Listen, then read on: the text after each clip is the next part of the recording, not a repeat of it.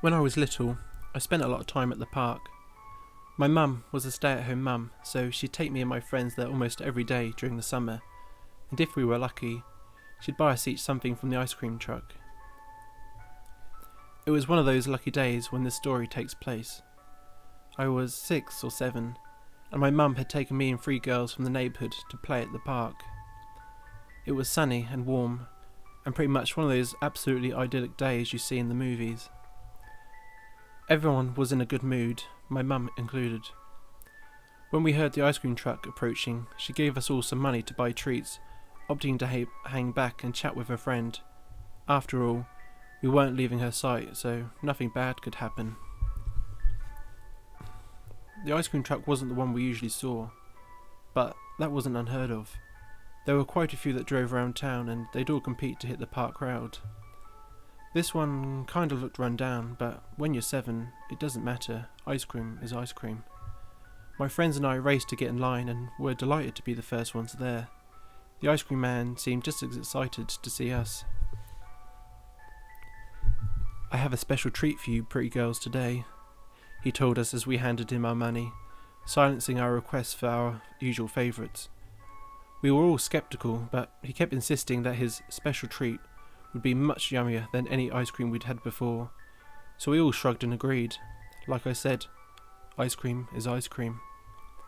The man disappeared back into the truck for a few minutes, and we could hear him giggling. Now, I'd find it creepy, but at the time we all thought it was funny. A few minutes later, he handed us what looked like ordinary ice cream sundaes.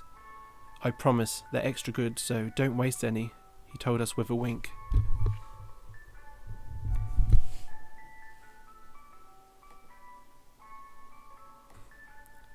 As we started walking back to my mum, the ice cream truck left quickly. That's when I remember thinking something was off, because the trucks usually stay around much longer, getting as much business from all the kids as they could. That didn't stop me from eating the ice cream though, but as I was eating I noticed that something tasted off. Soon my friends were all complaining that our ice cream tasted funny. My mum had also noticed how quickly the truck had left, so she insisted on tasting mine, just to be safe. I'll never forget how quickly she marched us out of that park, or how horrified she looked.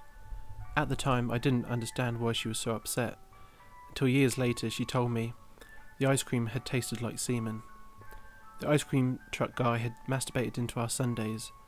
Horror story part 2, realising your mother recognises the taste of semen. The police questioned my friends and I about the man in the truck, but none of us were able to give a good description. I think they must have tested the DNA in the ice cream, but I don't really remember much from the whole investigation because my mum shielded me from all of it. I do know, however, they never caught the guy. So, creepy ice cream dude, let's not meet again. About 5 years ago, I lived downtown in a major city in the US.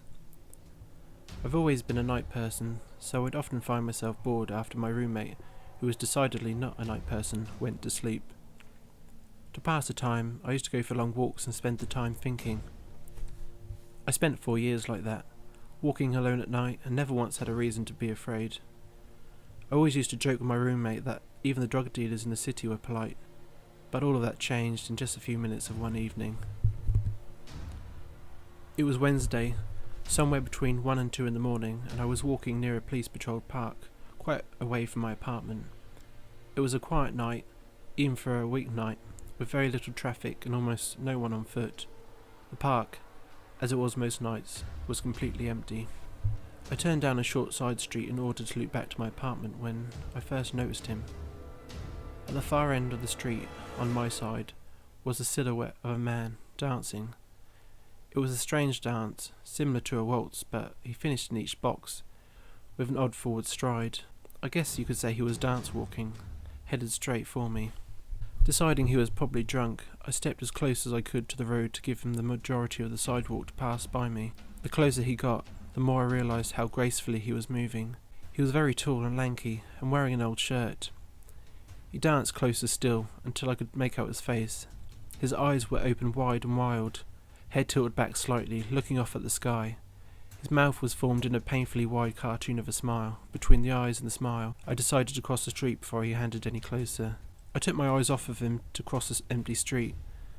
As I reached the other side, I glanced back, and then stopped dead in my tracks. He had stopped dancing, and was standing with one foot in the street, perfectly parallel to me. He was facing me, but still looking skyward, smile still wide on his lips. I was completely and utterly unnerved by this. I started walking again, but kept my eyes on the man.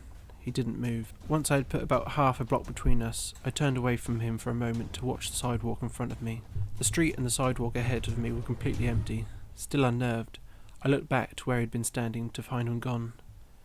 For the briefest of moments I felt relieved, until I noticed him. He had crossed the street and was now slightly crouched down.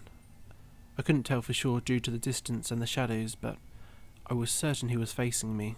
I had looked away from him for no more than 10 seconds, so it was clear he had moved fast.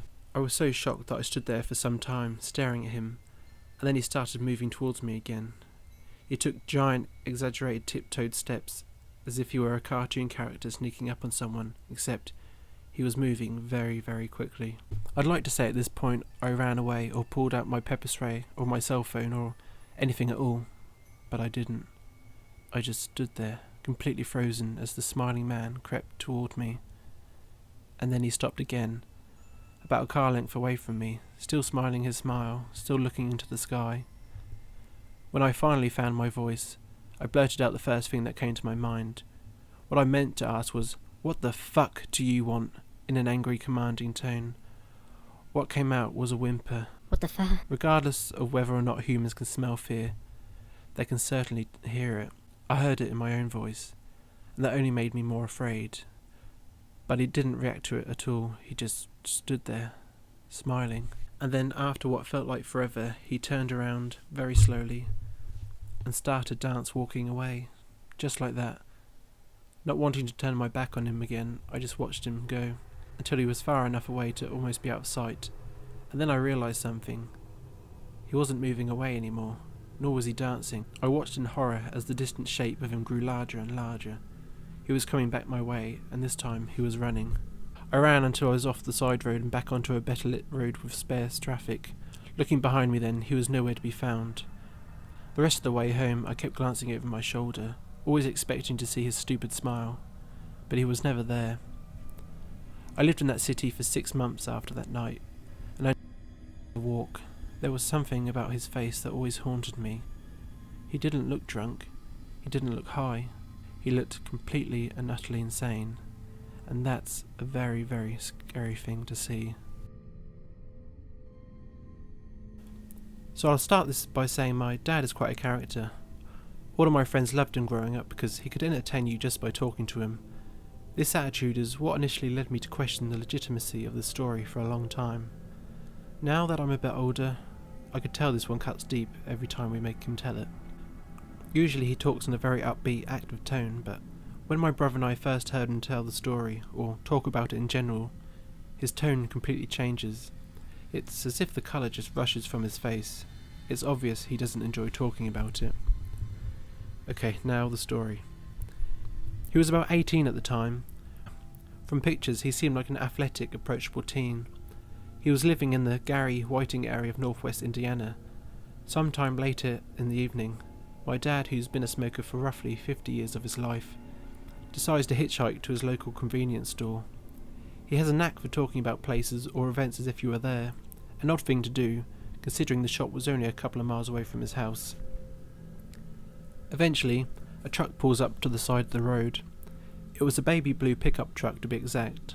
Apparently there were 2 men in the truck, probably both in their 40s or so, pretty normal looking to him anyway. He said that the driver was a bit burly and sort of looked like Jackie Gleason. The truck was only a 3-seater, so the man in the passenger side had to move to the middle. No words were spoken, apart from the driver asking him where he was going. This didn't strike my dad as odd, so he proceeded to sit in silence, not suspecting anything. Suddenly, out of nowhere, one of the guys randomly burst into laughter. According to my father, this wasn't your ordinary laugh, but something much more diabolical. Surely enough, the driver looks at my father, with what he claimed was the devil's eyes, now chiming in with the laughter. As you could suspect, they start to go a different route. My dad knew they weren't heading anywhere near the desired destination. He was trying to play it cool, wait for his chance. Luckily, a couple of minutes later they finally hit a red light. The driver slowly crept his arm across the cab and starts caressing my dad's neck. I guess his fight or flight kicked in, and a surge of adrenaline came about. He unlocked the door and bolts out, no looking back. He said he had hid near a local church and watched as they drove around looking for him. Some years later, my dad was watching the news when the mugshot of a man popped up on the screen. His heart sunk. The man was undoubtedly the same one who had picked him up hitchhiking. That man was John Wayne Gracie.